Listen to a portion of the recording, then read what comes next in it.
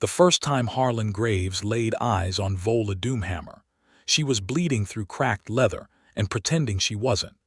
It was the kind of morning that arrived sideways on the frontier, thin light cutting through pine boughs, the air still carrying the teeth of the night before, frost clinging to the wagon wheel ruts that grooved the mud road leading into Ashford's crossing. The settlement was not much to speak of. A mill, a smithy, a trading post with a porch that leaned like a drunk uncle, a scattering of cabins arranged without plan or ambition around a central well. But it was alive in the way frontier places are alive, with purpose, with necessity, with the smell of wood smoke and animal and human work pressed together into something that almost passed for permanence. Harlan had been at the well since before full dawn, hauling water for the tanner's horses because old Pembroke had thrown his back out again, and nobody else had bothered to show up. He was that kind of man, not because it earned him anything, not because anyone was watching, but because the horses needed water and he was there. He was 26 years old, broad through the shoulders in the way that comes from actual labor rather than display, with hands that were more scar and callous than skin, dark hair that hadn't seen a proper cut since spring, and a face that would have been considered handsome if he had ever stayed still long enough for anyone to properly study it. He had been in Ashford's crossing for 2 years, working as a repairman, roofs, wagons, tools, fences, whatever broke and needed fixing, which on the frontier meant he was never without work and never once felt like he was getting ahead. He heard her before he saw her. Not a cry, not a plea, nothing so obvious as that. It was the sound of boots hitting gravel with a particular kind of careful deliberateness, the sound of someone managing pain by paying close attention to each step. He turned from the trough, water sloshing over the lip of the bucket he was carrying, and saw her coming up the road from the tree line.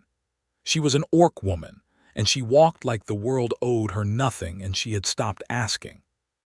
Vola Doomhammer stood roughly a head taller than most of the human men in Ashford's crossing, with the broad-shouldered, deep-chested build of her kind, her skin the color of deep forest moss after rain, that rich, particular green that shifted in certain lights toward gray or toward gold, depending on the angle. Her tusks were modest by orc standards, curving upward from her lower jaw with a kind of elegant restraint, and her dark hair was pulled back in a warrior's knot that had mostly given up on itself and was falling loose around a face that was, beneath the road dust and the dried blood on her temple, startlingly striking. High cheekbones, eyes the color of amber glass held up to firelight, a jaw set with the specific rigidity of someone who had decided a long time ago that she would not let anyone see her falter. She was wearing armor, or the remains of it, leather plates riveted to a linen backing, the kind that a traveling warrior or caravan guard might wear, functional rather than ornate.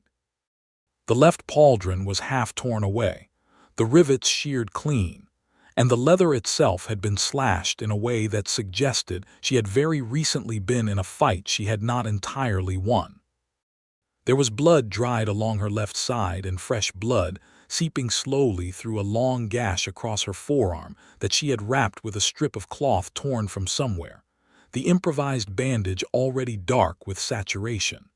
She was carrying a pack that had to weigh 50 pounds and she was not putting it down. Harlan set his bucket down carefully. She was heading for the trading post, her eyes fixed on the door with the singular focus of someone who had already decided what they needed and was simply getting there. The street between the well and the post was empty except for a thin yellow dog asleep in a patch of early sun, and for Harlan, who stood watching her with the expression of a man running through a quiet, rapid assessment. She made it to the trading post porch, climbed the 2 steps, and put one hand on the door frame. Her fingers whitened against the wood. Just for a moment, one fraction of a second that she clearly thought no one would see, her whole frame sagged with something that might have been exhaustion or might have been relief at having arrived, and then she straightened, pulled the door open, and went inside. Harlan picked up his bucket, finished watering the horses, and then went to find Myra, who ran the trading post and kept a kit for stitching and wound treatment behind her counter, because this was the frontier and such things were necessary. He did not go inside with her. He was not sure she would want that. He waited on the porch instead, leaning against one of the posts, and when Myra came out 10 minutes later to refill her water barrel, he asked without looking at her directly, "She get what she needed?" Myra, who was 60 and had seen enough of life to have developed a complete immunity to being surprised by it, looked at him with one eyebrow elevated. Asked for needle and sinew and refused any help, paid in coin, good coin, a little more than I charged, sitting in the back room. She say where she's heading. No, anything else? Myra studied him for a moment. She looked like she'd been walking all night. Harlan nodded, pushed off the post, and went around to the limped workshop he kept behind the trading post where he stored his tools.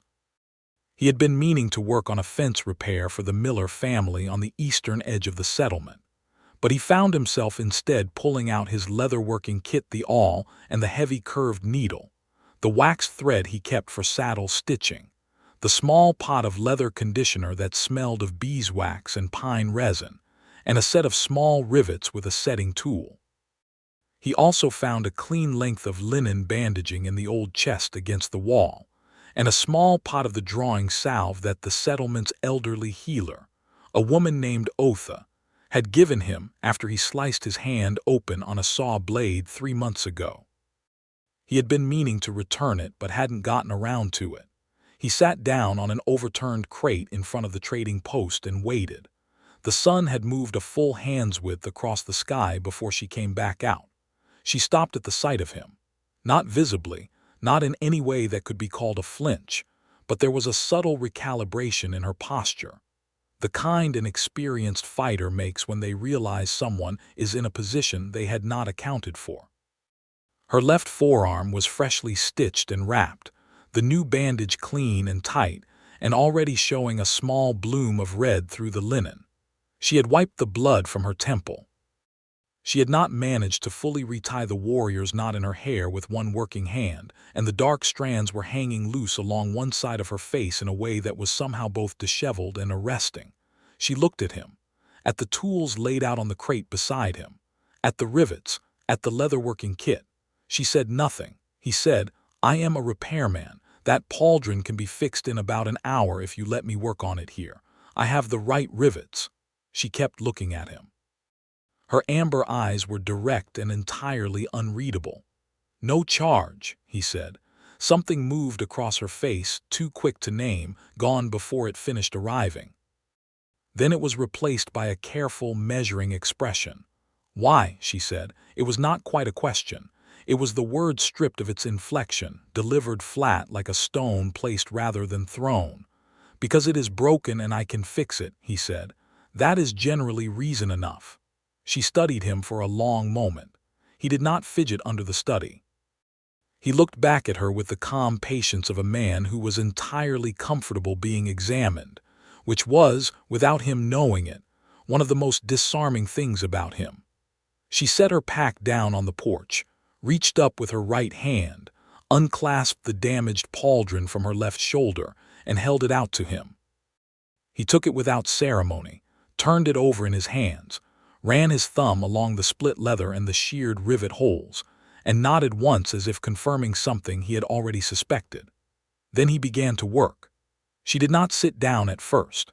She stood at the edge of the porch with her arms crossed, which pulled her injured arm up against her body in a way that looked protective, and watched him with the vigilance of someone who had learned to track exits and evaluate threats simultaneously. After about 10 minutes, she sat down on the steps. Not relaxed, precisely placed, with her back toward the trading post wall and a clear line of sight down the road, but at least no longer standing. He worked steadily. He had good hands for fine work, which was somewhat at odds with his general appearance, and he moved the awl and needle with an economy of motion that said he had done this particular kind of repair many times. He replaced the sheared rivets, reset the buckle on the attachment strap, and used the wax thread to reinforce the leather along the slash line, drawing the fibers tight and even. When he got to the outer surface, he applied a thin coat of the conditioner with his fingers, working it into the leather in slow circles, and the smell of beeswax rose between them. She watched his hands the entire time. It occurred to him, sometime around the middle of the work, that she was not just watching for threat assessment. She was watching the way a person watches something they genuinely cannot explain. He did not address it. He kept working. When he was done, he turned the pauldron over once more, tested the rivets with his thumb, bent the leather slightly to check the stitching, and then held it out to her. She took it. She looked at it in her hands, the restored piece, the clean rivets catching the morning light, the stitching as precise as anything the best saddle maker in the valley could produce. She turned it over. She ran her own thumb along the same path his had gone, feeling the work. She looked up at him. It was the expression of a person who has been presented with something they had no framework for. Not gratitude exactly, though that was somewhere inside it, but something more fundamental, more surprised, more unguarded. She looked at him like he had done something that her experience had told her was not supposed to be possible. "I did not ask you to do that," she said. "No," he agreed. "Most men in a settlement like this would not do that, not for an orc." He considered that for a moment. "I am not most men in this settlement, and you are a person whose armor was broken. Those are the two relevant facts." She was quiet for a long moment. Down the street, the yellow dog woke up, stretched with elaborate theatricality, and went back to sleep. Somewhere in the mill, someone dropped something metal and it rang out clear and then was gone. "I am Vola Doomhammer," she said finally. "Of the Stoneback clan, out of the Western Ridge country." "Harlan Graves," he said. "Of nowhere in particular, out of a general tendency to end up wherever things need fixing." Something happened at the corner of her mouth. It was not quite a smile. She did not seem like a person who arrived at smiles easily or quickly, but it was the territory adjacent to one, the land that smiles are made from. "Where are you heading?" he asked. "North of here. There is supposed to be a garrison outpost at the Thornwall. I have been contracted as a guard escort for a merchant train that passes through in 3 weeks. That is a hard 3-week wait if you are planning to camp in the Pine Barrens." "I have camped in worse." "I do not doubt that, but the Pine Barrens in late autumn flood every time it rains, and it has been raining every other day for a month." He stood up, gathering his tools with the methodical care of a man who looks after his things. "There is a boarding room above the trading post. Myra rents it by the week. She is not the type to make a person feel unwelcome based on what they look like." She watched him pack his tools away. There was that measuring quality again, the assessment running behind her eyes. "You speak for her without asking her," Vola said. "I have known Myra for 2 years. I am confident in the characterization." He paused. "But you could ask her yourself." She was quiet again, her fingers still resting on the repaired pauldron in her lap. "I will think about it," she said. She was in the boarding room above the trading post by nightfall. Harlan learned this the following morning when Myra handed him a bundle of mending she wanted him to look at, and mentioned it the way she mentioned everything, with the tone of someone reporting neutral facts about the weather. He did not say anything about it. He took the mending and went to work on a split axle for the Miller family. The settlement existed in a state of careful watchfulness regarding Vola for the first several days. The people of Ashford's crossing were not, by frontier standards, unusually cruel. They were pragmatic, suspicious of strangers in general, and carrying various degrees of the inherited prejudice that humans had accumulated regarding orcs over generations of conflict, misunderstanding, and deliberate mythologizing. There were 3 other orcs in the settlement, brothers named Dehet and Karan who worked the mill, and a half-orc woman named Cilia who had married a human farmer 10 years ago, and was so thoroughly woven into the community fabric that most people had stopped thinking about her origins. But a lone warrior woman passing through was a different category of encounter. People watched her at the well. Conversation in the trading post stilled briefly when she entered. One man, Brenwick, who ran a small tannery at the edge of town and had strong opinions about most things, made a comment loud enough to be heard one afternoon when she was walking back from the mill with flour she had purchased. Something about orcs moving into the settlement like they owned it. Harlan was on a roof 3 buildings away, replacing shingles. He came down the ladder with a focused calm that was, in its own way, more alarming than anger would have been, walked to where Brenwick was standing, and said, with perfect quiet and zero theatrics, "That is a woman who has paid for what she is carrying, from a business that is glad to have her coin, in a settlement that has room for people of good conduct. I would consider adjusting the commentary." Brenwick looked at him with the affronted expression of a man who has been interrupted mid-performance. "It is just an observation, Graves. Keep your observations for subjects that merit them." He turned and went back to the roof. He did not look at Vola as he passed her, which was deliberate. He did not want her to feel observed or defended in a way that diminished her. He simply went back to work, but she had heard it. He knew she had heard it because that evening, when he was sitting outside his workshop eating the bread and cured meat that constituted most of his suppers, she walked past on her way from the well with a water bucket, and she paused, just for a moment, not stopping fully, barely a hesitation, and said without looking at him, "Thank you for what you said." "I meant it," he said. "I know," she said. "That is why I am saying thank you." And she walked on. Over the following week, Vola established a routine that was its own kind of fortress. She rose before dawn, exercised in the clearing behind the trading post, with a focused intensity that Harlan glimpsed once by accident and afterward thought about more than he meant to her, moving through a warrior's form practice with the particular beauty of someone who had trained their body into something precise and powerful, the scar along her forearm white in the early light. She ate alone or with Myra, who had the social gift of requiring nothing from the people she fed beyond that they eat and pay. She spent the afternoons maintaining her equipment or reading.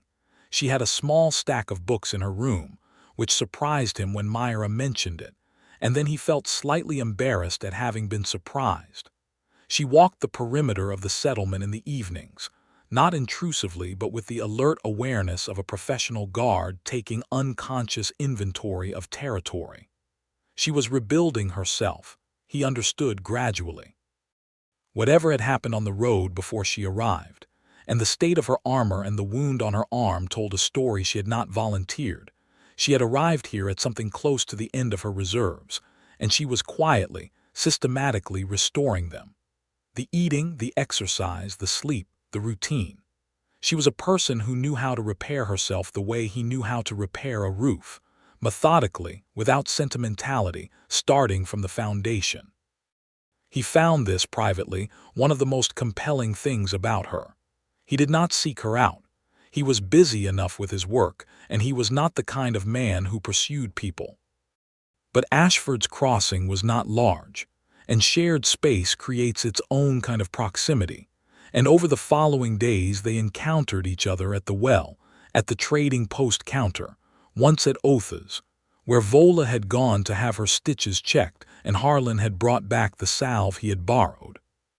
He introduced them, which led to Otha spending 20 minutes asking Vola highly specific questions about the herbal medicine practices of the Western Ridge orcs, with the undisguised enthusiasm of an academic encountering a primary source. Watching Vola navigate that conversation, initially guarded, then gradually warming under the direct, respectful curiosity of a woman too old and too knowledgeable to be impressed by species, was something Harlan filed away carefully. She was not, he was realizing, a person who was difficult to reach. She was a person who had been given ample reason to build walls, and had done so with the same thoroughness she applied to everything else, and was therefore genuinely startled by people who did not immediately try to climb them, or, alternatively, pretend the walls were not there. He tried neither approach. He simply existed alongside the walls and treated her as he would have treated any neighbor, with basic courtesy, occasional conversation, and the particular form of respect that consists of not making a person explain themselves when there is no need. On the 9th day of her stay, it rained. Not the drizzle that had been the norm, but a genuine autumn deluge, the kind that turned the road to soup and kept everyone sensible indoors. Harlan was working in his workshop, a lean-to affair attached to the south side of the trading post building, partially open on one side, with a canvas flap he could lower against weather, repairing a wagon tongue that had cracked along the grain. The work required soaking the wood to render it workable, and then cramping it together with a precisely placed metal plate. And while the wood soaked, he sat on his work stool and sharpened tools, because a repairman without sharp tools is a repairman without a trade. She appeared in the opening of the workshop with her pack on and water running off her warrior's knot, and she said, with a directness that he had come to understand was simply how she communicated, "I was going to walk to the Northway station to check the road conditions, but the bridge over the Ashford is flooded. It always does when it rains like this. Usually 2-3 days before it drops back to passable." He kept the whetstone moving. "Come in out of the rain if you want. I have a stool." She looked at him. At the workshop. At the single lamp hanging from the roof beam casting warm light over the workbench, the organized rows of tools, the smell of sawdust and metal and the linseed oil he used to treat wood. She came in. She sat on the stool he indicated, set her pack between her feet, and for a moment watched him sharpen the blade in his hands with the same focused attention she had given everything about him since the beginning. "Do you like this work?" she asked. He considered the question. "Yes, I like seeing what is broken and understanding how to make it whole. There is a satisfaction in it that I find hard to explain. The thing was compromised and now it is not. That seems like it means something." She was quiet for a moment. "I understand that," she said. "It is how I feel about guarding. The thing is vulnerable and then it is not. Somebody traveled safely because I was there."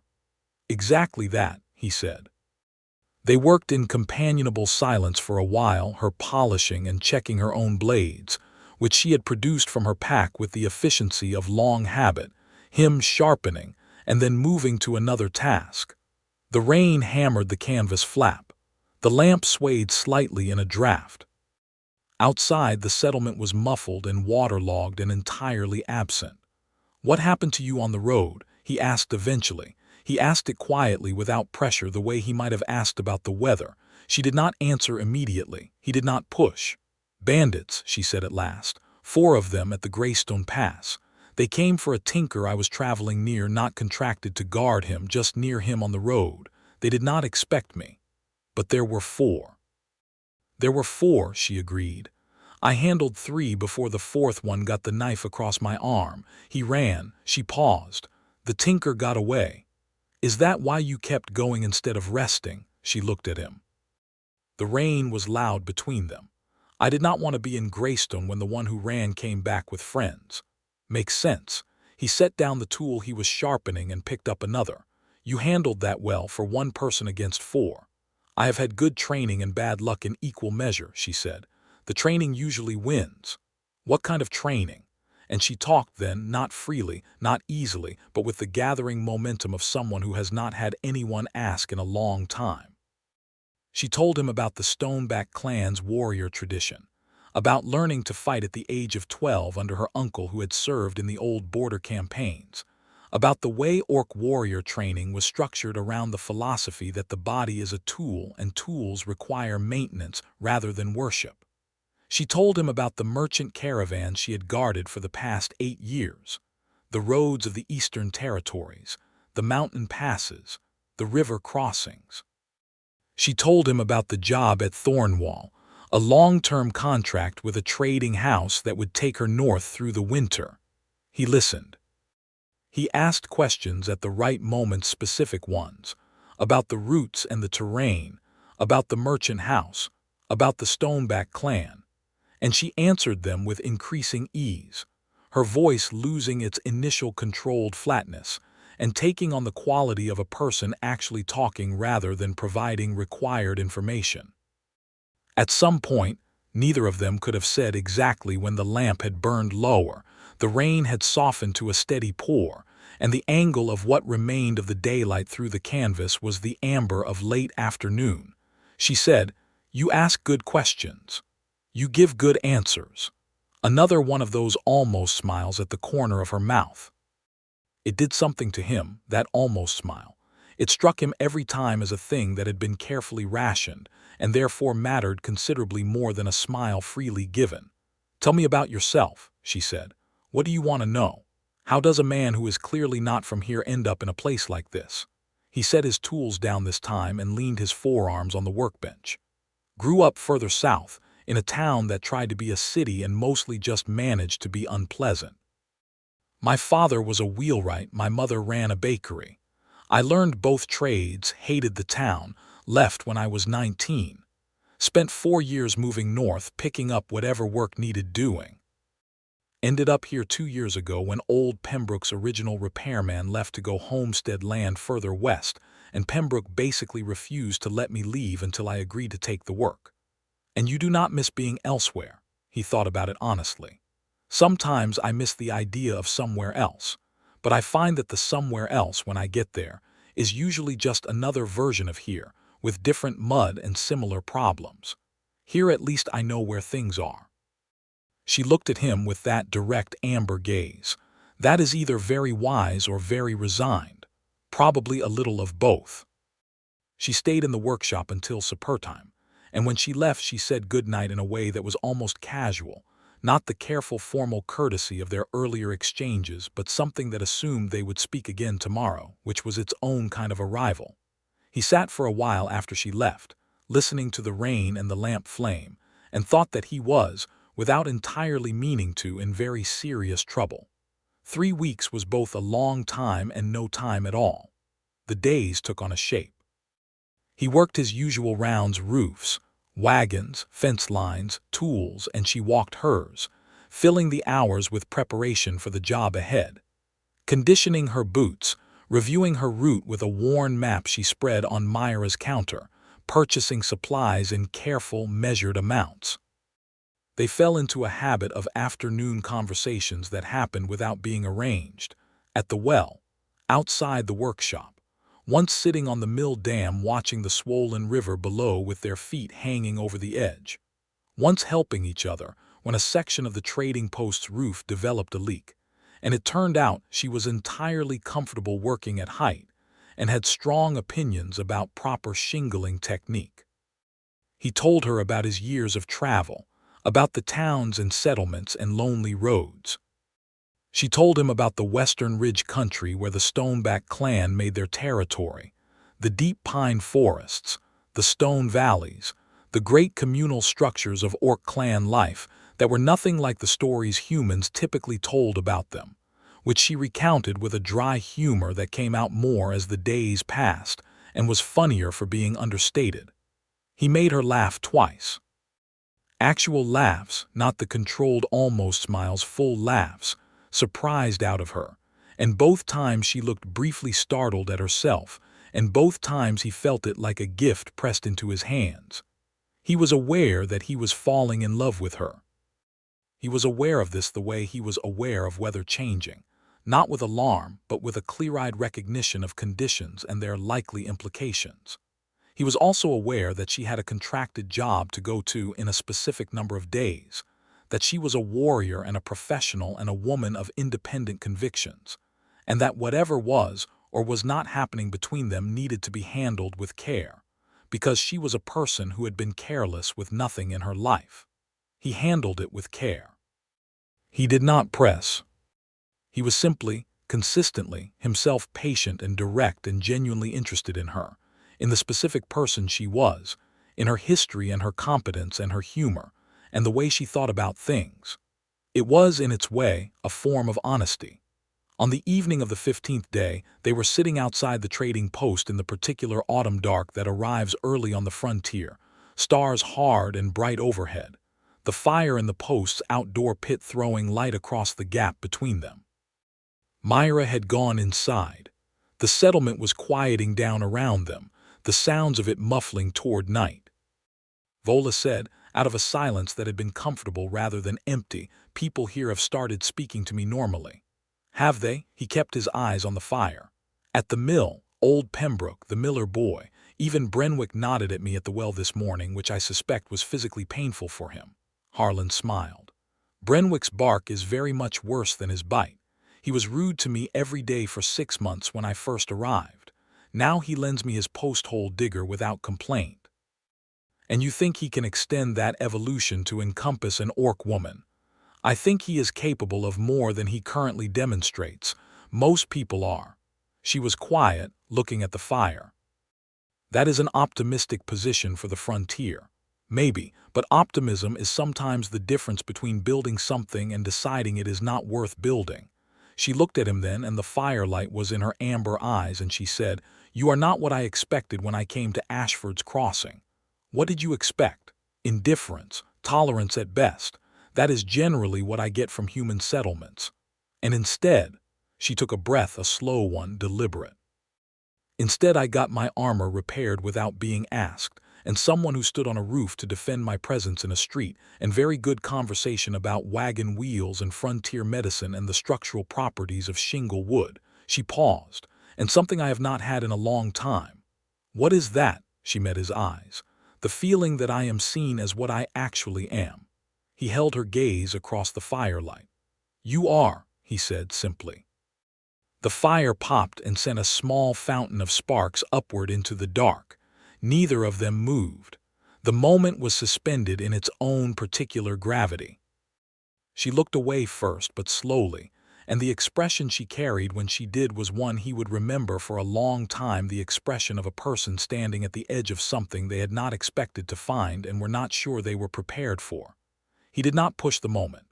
He let it settle into the night around them, let it become part of the accumulation of days rather than forcing it into something defined before its time.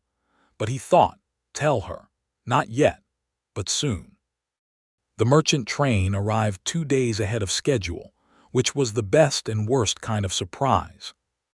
It came rolling into Ashford's crossing on a gray morning, 3 heavy wagons, a score of hired men, and a merchant master named Caldric Fenshaw, who was stout and efficient and possessed of the particular personality type of a man who measures every interaction against a profit and loss scale, invisible to everyone but himself.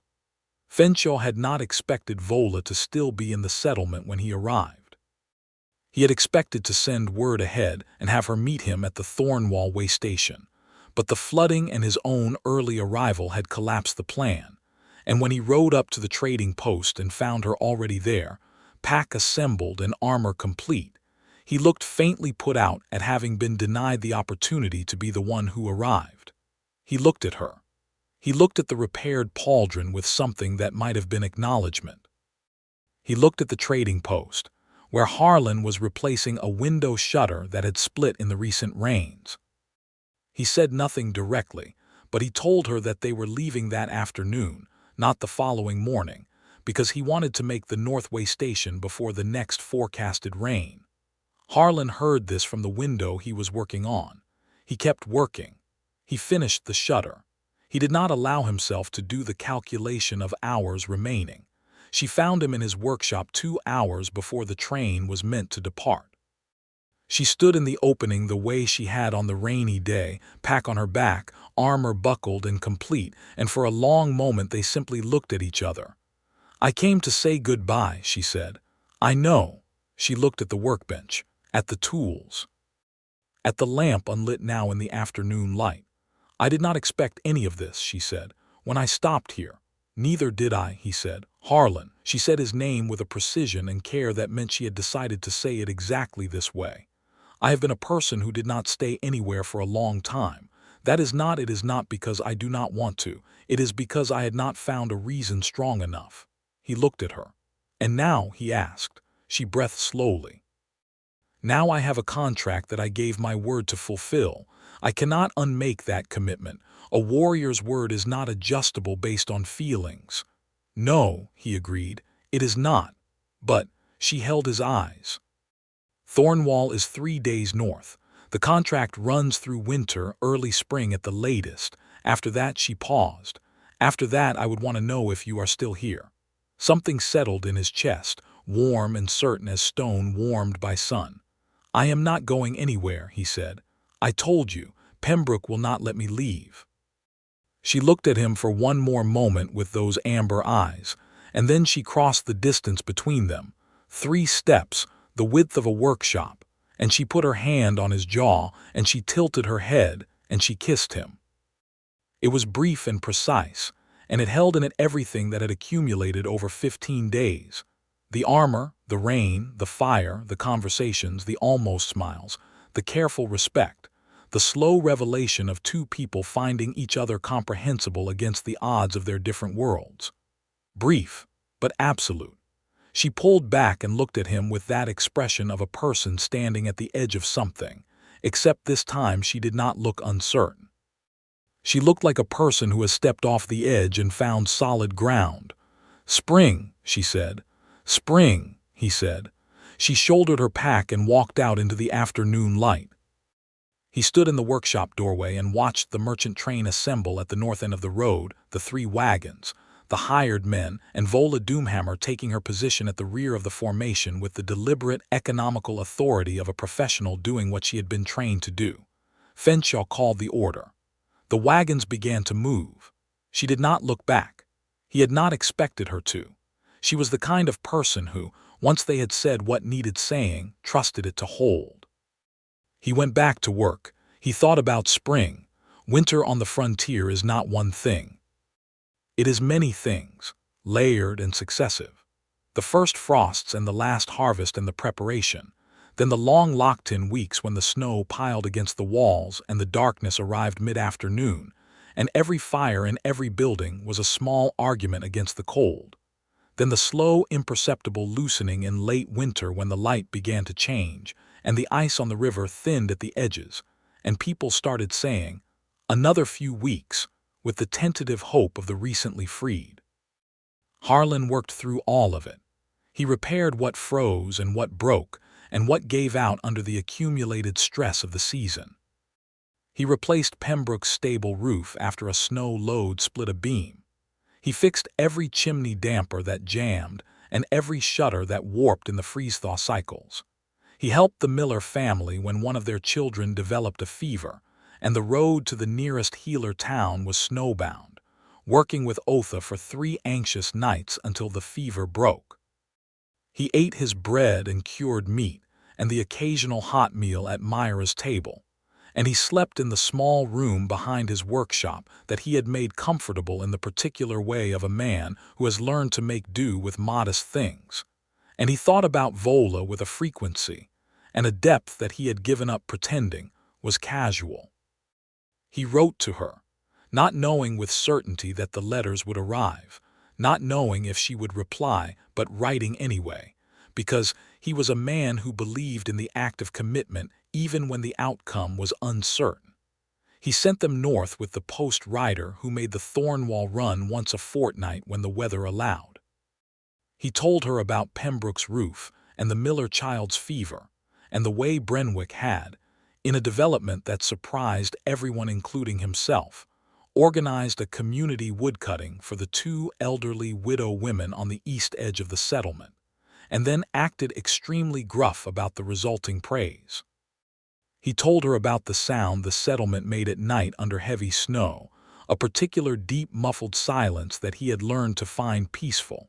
He told her he was glad she was well. He told her he thought about their conversation by the fire most evenings. He did not tell her yet the full extent of what he felt, because that was a thing for spring and for her face in front of him, not for paper. Her first letter arrived in midwinter, delivered with several others by a post rider who looked like he had argued with every mile of the northern road and lost. It was written in a hand that was clear and precise.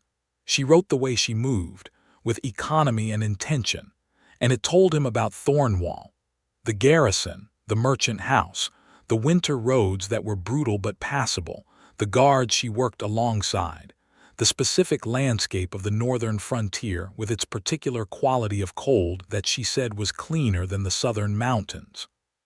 She told him about a young man in the garrison, barely past his first beard, who had asked her to teach him to fight, and she had agreed because the eagerness of beginners was underrated as a source of satisfaction. She told him she had reread his first letter 3 times. She said, "I think about the workshop, the lamp, the rain on the canvas. These are not things I expected to carry with me." He read that line many times over many evenings. Her second letter came a month later, then a third. They were not long. She was not a person of excess in words or in anything else, but they were honest with a specificity that he found more revealing than pages of effusion. Each letter was a dispatch from the interior of a very private person choosing, deliberately and carefully, to let him in. He replied to each one. He kept her letters in the chest with his leather-working kit, which was, he recognized, either very practical or very symbolic and might have been both. Spring came the way it always came to Ashford's crossing, tentatively, testing its footing, a few warm days and then a cold snap and then another few warm days. And then one morning the ice on the river went out with a sound like distant thunder. And after that there was no argument left. It was spring.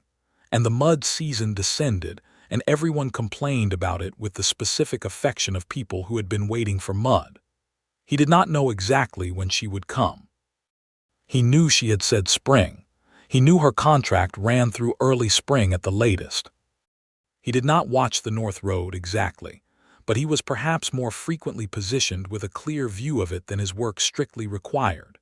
She came on a Tuesday in mid-spring when the apple trees that had somehow survived against all odds along the trading post fence were just beginning to flower. He was on Pembroke's barn, because Pembroke's barn always needed something, and he heard the horse on the North Road and looked up. She was riding alone on a bay mare that looked like a rental, and she was wearing her full armor, the pauldron he had repaired very visible on her left shoulder, and she had a pack behind the saddle and her dark hair was loose around her shoulders in a way that said she had come off a long road and not bothered to put it up. She saw him on the barn roof and stopped the horse. She looked up at him. He looked down at her. He climbed down the ladder with what he privately admitted was unseemly speed, handed Pembroke the hammer he was holding, and walked toward the road. She had dismounted by the time he got there, standing beside the horse, and he stopped 2 feet away from her and looked at her the way a man looks at a thing he has been considering at a distance for months and is now seeing plainly in the full spring light. She looked very well. She had the particular quality of someone who has spent months doing hard work and is at the peak of their competence. She also had, visible only to someone looking carefully, the slight loosening around the eyes and jaw that meant she was less guarded than she had been when she arrived the first time, that the careful maintenance of walls was not currently at its highest operational level. "You are still here," she said. "I told you I would be." "I know." She looked at him steadily. "I wanted to hear it again." He closed the remaining 2 feet between them and put both hands on her face, his good, scarred, capable hands cradling the strong line of her jaw, and she tilted her head toward him and the apple blossoms were moving in a wind that smelled of mud and green growing things, and he kissed her in the road outside Pembroke's barn with the whole of Ashford's crossing theoretically visible around them, and discovered, in the doing of it, that spring had arrived in every sense worth counting. She stayed. Not immediately, not without complexity.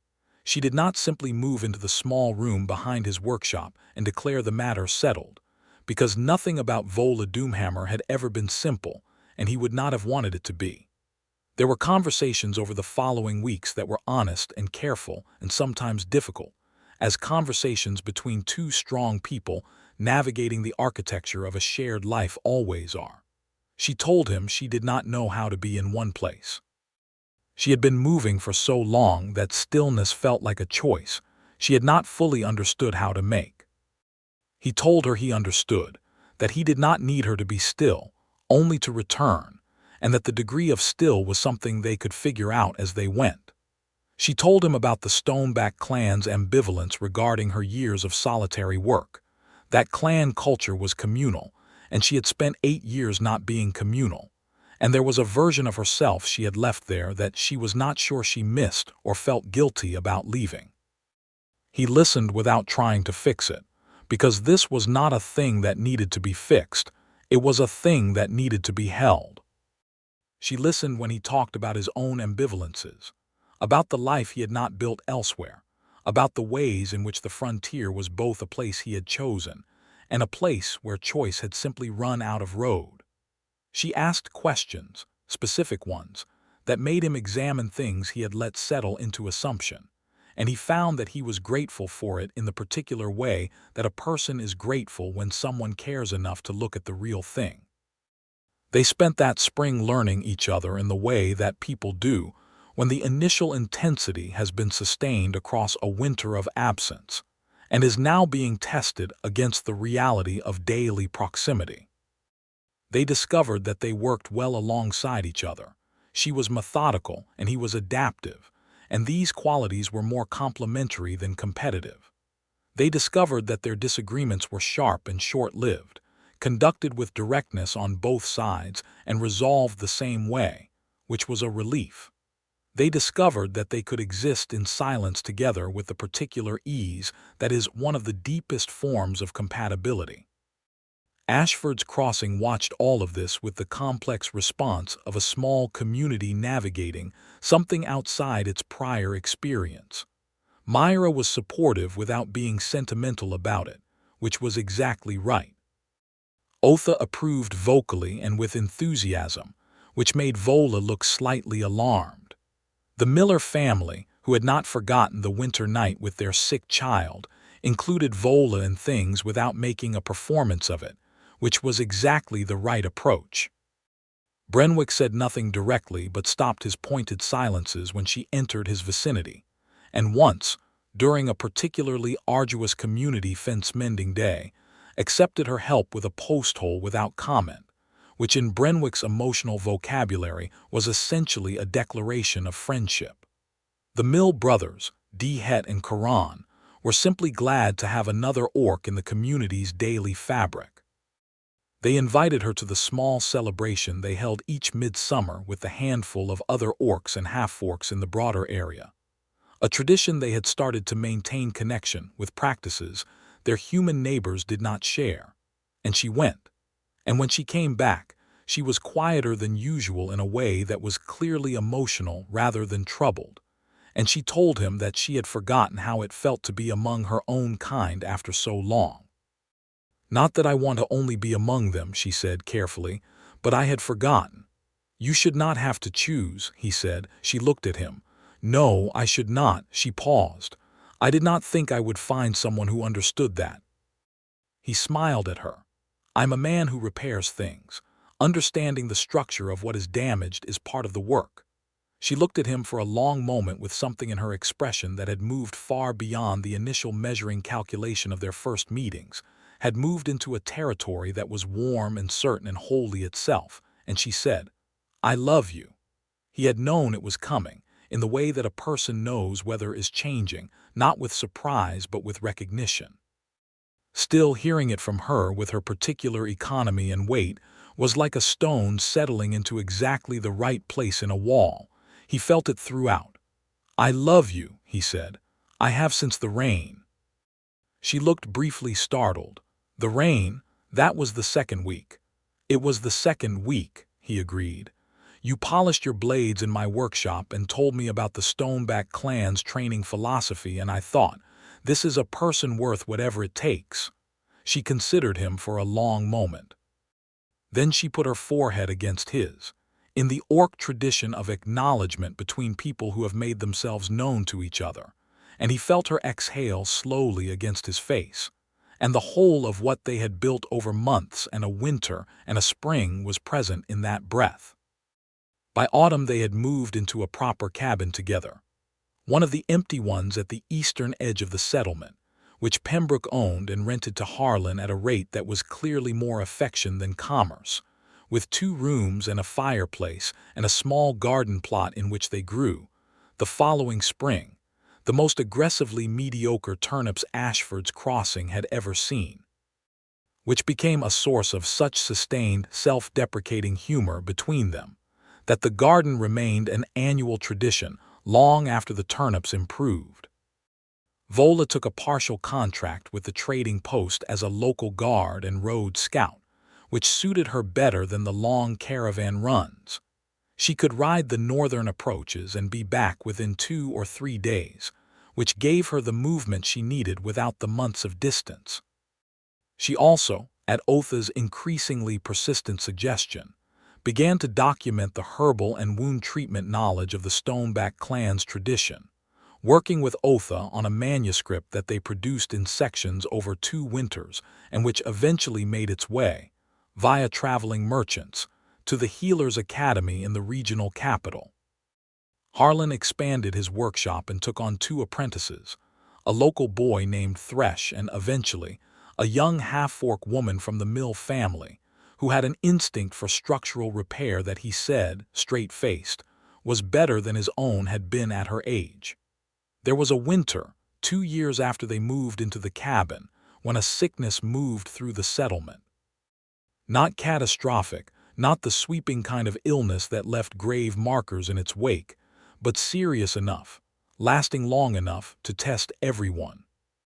Harlan was sick for 2 weeks, badly enough that for 3 of those days he was largely incapacitated with fever, and it was Vola who sat with him through the worst nights with the imperturbable steadiness of a person who has treated her own wounds and helped treat others, and does not add panic to the difficulties of a situation. She made the broths that Otha instructed. She kept the fire. She slept in the chair beside the bed because she was not willing to sleep elsewhere while he was unwell. When the fever broke, he opened his eyes to find her watching him with an expression that was, for once, entirely without the guard she habituated to the rest of the world, and what was there instead was a naked, specific relief. He said hoarsely, "I am still here," she said. "I know, do not do this again." "I will try." "Try harder," she said, and refilled his broth cup, and he drank it. In the spring that followed, they were married. It was not a grand ceremony. It was the frontier, and grand ceremonies required infrastructure that the frontier did not provide, but it was theirs. Otha presided with the authority of a woman who has delivered enough babies and sewn up enough wounds to have earned the right to unite people. Myra made the food.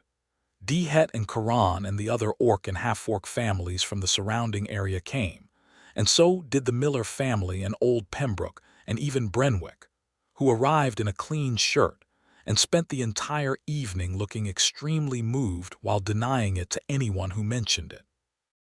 There was a human custom and an orc one, and they did both, because they were both things and neither of them saw any reason to reduce themselves to less. In the human tradition, they exchanged spoken vows before witnesses, and his voice was steady and hers was steady, and the words were their own, not borrowed from a ceremony book, direct and specific and true, in the way that everything between them had been. In the Stoneback clan tradition, they exchanged small carved tokens of wood, objects made by hand that represented the self one was offering. He had spent 3 weeks on his, a small carved fox, because she had told him once that foxes were the orc symbol for someone who makes their home in multiple territories, and it seemed to fit. She gave him a carved hand holding a rivet, which was unsubtle in the most endearing way, and when he looked at it and then looked at her, she had the expression of someone who had considered symbolism and decided honesty was better. He kept both tokens on the window ledge of the workshop for the rest of his life, where the light caught them each morning.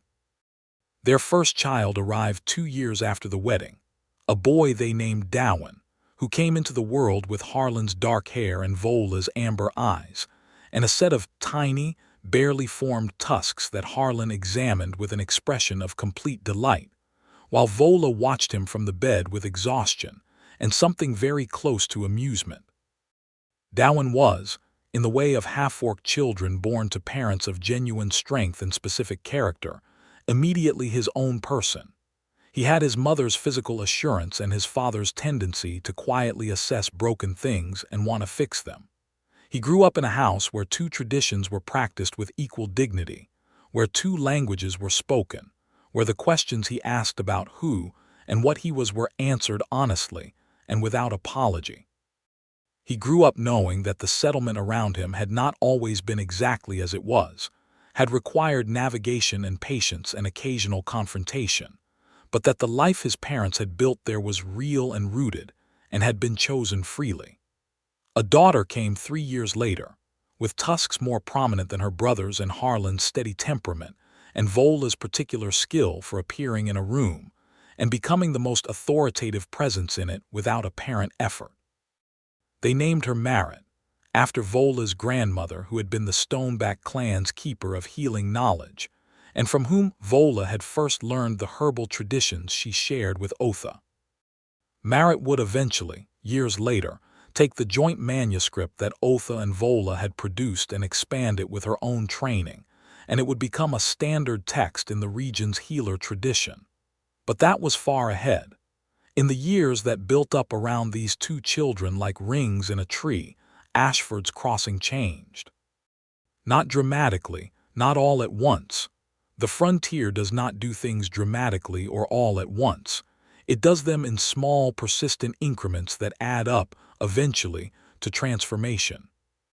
A third orc family settled on the north edge of the settlement, brought partly by word that had traveled through the network of orc traders and wanderers that there was a settlement in the Ashford Valley where an orc woman had put down roots and been given a place to do it. 2 half-orc apprentices worked in various trades alongside human ones. The festival that Dihet and Karan had maintained quietly for years became a community event that humans and orcs attended together, and over time it became one of the anchoring occasions of the settlement's year, a celebration that belonged to everyone. Brenwick, in a development that no one would have predicted including Brenwick himself, became something approaching a friend to Vola over the years, drawn in initially by the practical reality that she had stronger opinions about fence construction than he did, and was usually right about them, and sustained by the way she argued with him directly and without venom, which he found more respectful than the polite deflection most people offered. He never fully shed his early opinions, but he carried them more quietly and they weighed on him more as the years passed, and he saw daily the evidence of their inaccuracy. A few years before he died, he told Harlan gruffly that she was a good neighbor and a good woman, and Harlan told Vola, and she looked at Brenwick's house for a moment with an expression that was complicated and genuine and then said, "I will bring him winter preserves." Harlan thought about the workbench, the wax thread, the small pot of conditioner.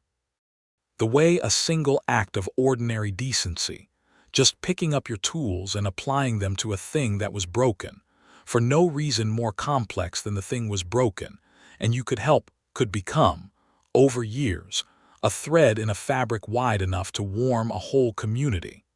He was not a man given to grand statement-making about his own life. But sometimes, on the kind of evening when the firelight was settled, and both children were in bed, and Vola was reading at the other end of the table with her feet tucked under her, and her hair loose and her armor hanging on its peg by the door, repaired and re-repaired over the years, the pauldron on the left shoulder always a little more reinforced than strictly necessary, because he tended to add an extra rivet or two when he worked on it, just because, on those evenings, he thought that he had built a good life, not a loud one, not one that history would bother to record, but a real one, a lived one. He had come to the frontier because things needed fixing. He had stayed because the thing he had found to fix was not a roof or a wagon or a fence, but something larger and rarer, and worth all the patience he had in him. And she, on her end, she who had arrived with her armor cracked and her arm bleeding and her resources at their lowest, who had expected nothing from Ashford's crossing except a dry place to heal and a road that cleared, she had found, without seeking it, the specific thing she had not known she was missing. A person whose presence made the world feel less like a series of territories to navigate and more like a place where something could be built. She thought about this sometimes in the years that followed, when she was on the road doing her scout work, and the landscape was wide and the sky was big, and the frontier stretched in every direction with its particular indifference to individual human or orc lives. She thought about the workshop in the rain, the lamp, the way he had held her pauldron in his hands and studied it without drama and simply begun to work, as if of course this was what one did, as if there was no question that a broken thing in front of you was a thing worth mending. She had stared at him like he had done something impossible because, in the world she had navigated for 30 years, it nearly was. Not impossible in the physical sense. The physical work was simple. Any leatherworker could have done it. Impossible in the human sense. The choosing of it, the offering of it, the complete absence of performance or expectation. Just a man picking up his tools and applying them to her need because she had a need and he had tools. Nothing asked for, nothing leveraged. She had been trained her whole life to rely on herself because relying on others was the kind of vulnerability that got you hurt. 8 years on the road had reinforced that training beyond whatever the Stoneback clan had built. And then this man in a small frontier settlement had simply without announcement, without agenda, made that calculus incorrect. It had taken her months to fully trust it. The winter apart had been part of that, in its way, the letters, the consistency, the evidence that what had happened in Ashford's crossing in the autumn was not a performance that would dissolve with distance. She had arrived back in spring more than reasonably sure of him. The years that followed had removed any remaining qualification. There was a morning, the spring that Dowen turned 7 and Merritt turned 4, when Harlan went out early to the workshop to work on a chair Merritt had broken in a dispute with her brother over a toy. And he found, when he came back in with the repaired chair, that Vola was awake and at the fire, and she handed him the first cup of tea without looking up from what she was stirring in the pot. Automatic, and easy in the way that the movements of shared life become automatic. And he looked at the top of her head and at the morning light through the cabin window and at the children's boots lined up beside the door in the order they had left them the night before, and he thought, here. This is here. He set the repaired chair down at the table. She looked up from the pot. She looked at the chair, the leg reset in its socket, the rungs retightened, the small decorative carving along the back that he had cleaned and oiled along the way because it was there and worth preserving. She looked at him. You repaired it, she said. It was broken, he said. She looked at him with that expression that he had first seen a lifetime ago on a porch in autumn. The expression of someone encountering something their experience had not prepared them for, except that now it was warm rather than startled, certain rather than wary. The specific expression of a person looking at something that has proven itself true so many times that the proving is no longer necessary, and what remains is just the truth itself, standing in the morning light with a repaired chair. Sit down, she said. The porridge is ready. He sat down. She put a bowl in front of him and sat across the table. From the back room came the beginning sounds of children waking, Dowen's first coherent syllable suggesting strongly that Merritt had taken something of his, Merritt's response suggesting she disagreed with his characterization, both suggesting they would require management within approximately 3 minutes. Vola raised her eyebrow at him across the porridge. He raised one back. Dowen appeared in the doorway with his mother's amber eyes and his father's particular expression of measured patience already fully deployed at the age of 7, said with great dignity that Merritt had his carved fox, and Harlan stood to go and retrieve it. As he passed her chair, Vola caught his hand just briefly, her fingers around his, a single held moment and then let go, and he went down the hall to adjudicate the fox dispute. And she sat at the fire with her tea and looked at the morning and allowed herself, with the particular private fullness of a woman who has come a very long way to reach a place she did not know she was looking for, to be exactly this happy. The fox dispute was resolved with the application of what Harlan privately called the Doomhammer Graves principle of negotiation, which involved each party stating their position directly, having the position heard without interruption, and then reaching a compromise based on actual merits rather than volume. Darwin had developed this approach from observation rather than instruction, and deployed it with a seriousness that Harlan found both impressive and very funny. He got the fox back. Merritt received in exchange the small carved rabbit that Harlan had made her the previous winter, which she had in fact been using as a fox substitute for days without telling anyone, rendering the dispute somewhat theoretical in retrospect. The morning carried on. The children ate. Vola went over her scouting route for the day and told Harlan she would be back by tomorrow midday. He told her about the fence work he had for the afternoon.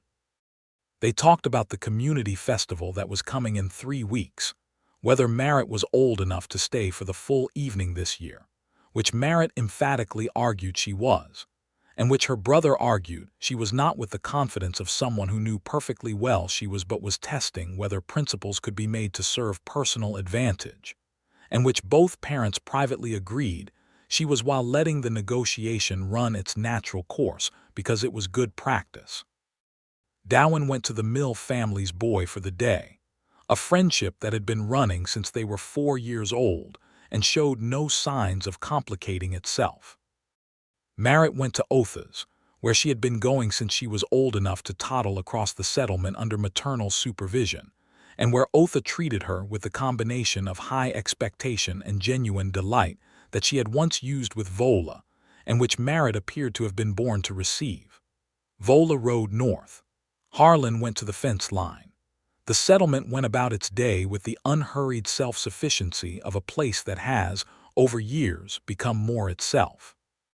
By the time the children were grown, Darwin working a partnership with Harlan's workshop, which had expanded twice and was now the most well-regarded repair operation in the full valley, and Merritt completing her healer's training in the regional capital before coming back to the frontier, where she said the work was more real. Ashford's crossing was a different place than it had been on the autumn morning when a woman with cracked armor had come up the road from the tree line. Not unrecognizably different. Not transformed by any grand event, but different in the way that a community is different when it has been lived in by people committed to treating their neighbors as their neighbors and not as their problems. There were 3 orc families now, and several half-orc ones, and the human families who had been there from the beginning and the new ones who had come in the years between, and they were all, in the various ways of people sharing territory and necessity and proximity, woven together into something that worked.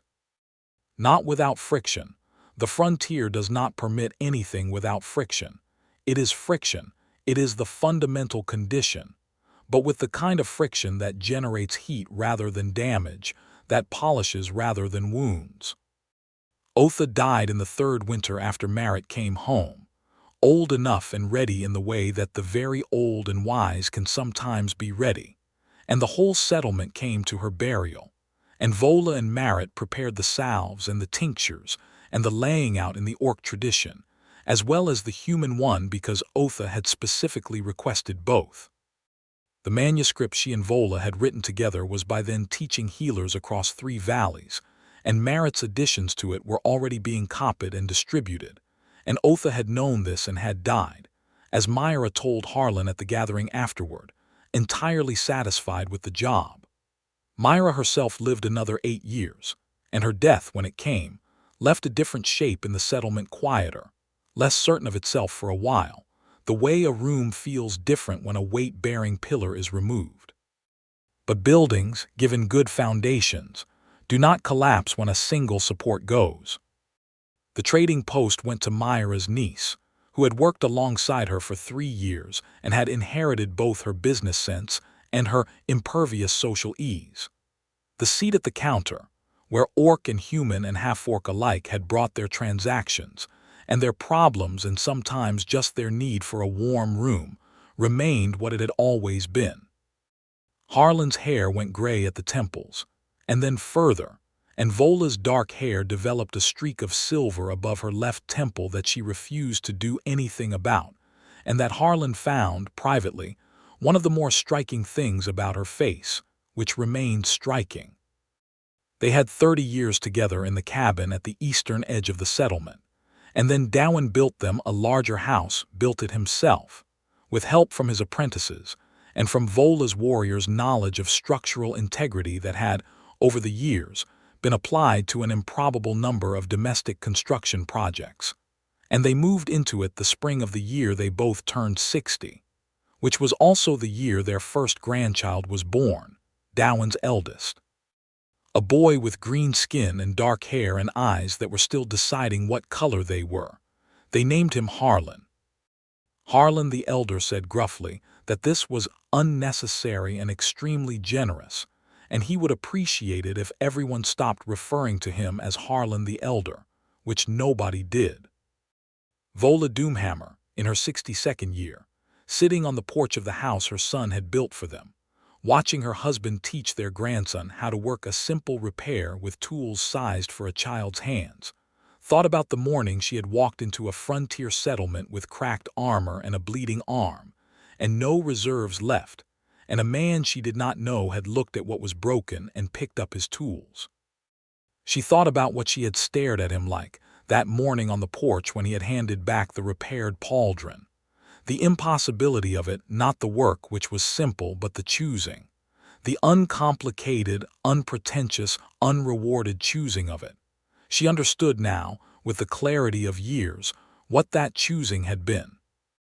It had been the truest version of the person he was, not performed, not calculated, just the natural expression of a man for whom a broken thing in his vicinity and the tools in his hands were sufficient reason to act.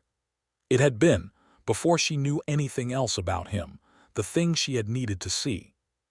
She had stared at him like he had done something impossible because no one had taught her to expect it, and he had offered it anyway, because he did not know how to do otherwise.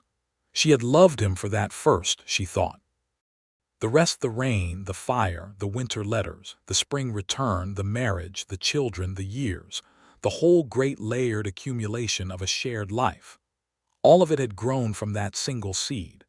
A man who saw something broken and helped, without being asked, without an audience, without a reason beyond the simple, foundational human decency of it. The grandson was showing Harlan his first finished repair, a small broken toy box, the hinge reset and the wood smoothed, and Harlan was examining it with the same focused attention he had given everything she had ever watched him examine, nodding slowly, saying something she could not hear from the porch that made the boy straighten with pride. She put her tea down. She stood. She walked across the yard to where they were crouched over the small box, and she put her hand on her husband's shoulder, and he reached up without looking and put his hand over hers, and the three of them looked at the repaired box together. "Good work," she told her grandson. He beamed at her with Darwin's amber eyes. Harlan tilted his head back to look up at her. "Good?" he asked.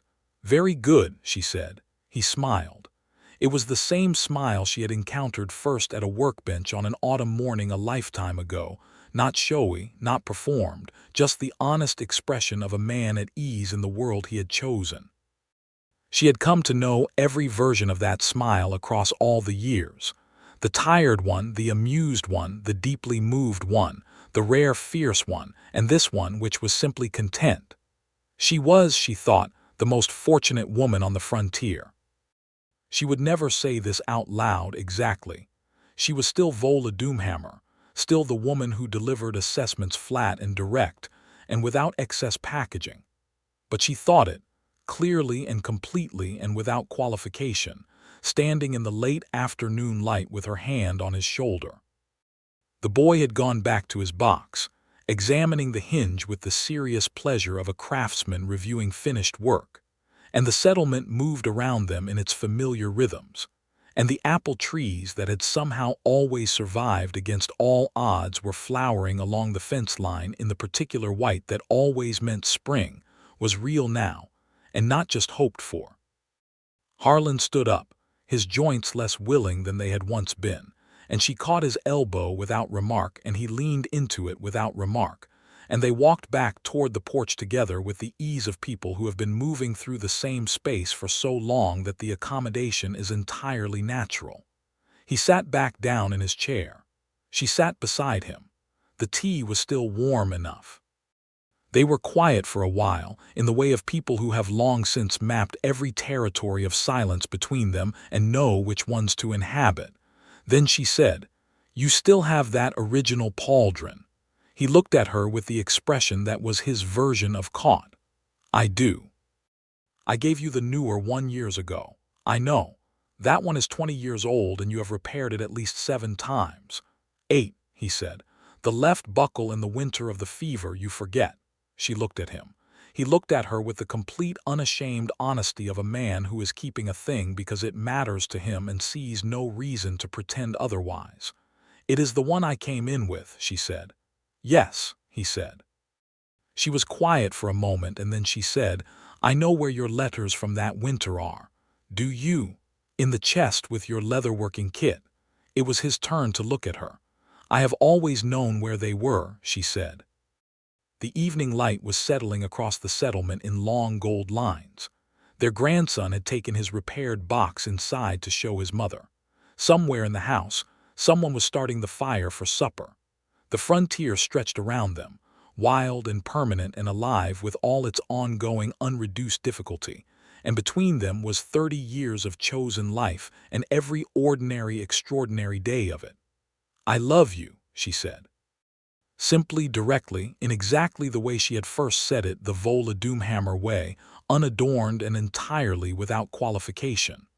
"I love you," he said back, the Harlan Graves way, steady, certain, requiring nothing more than what it was.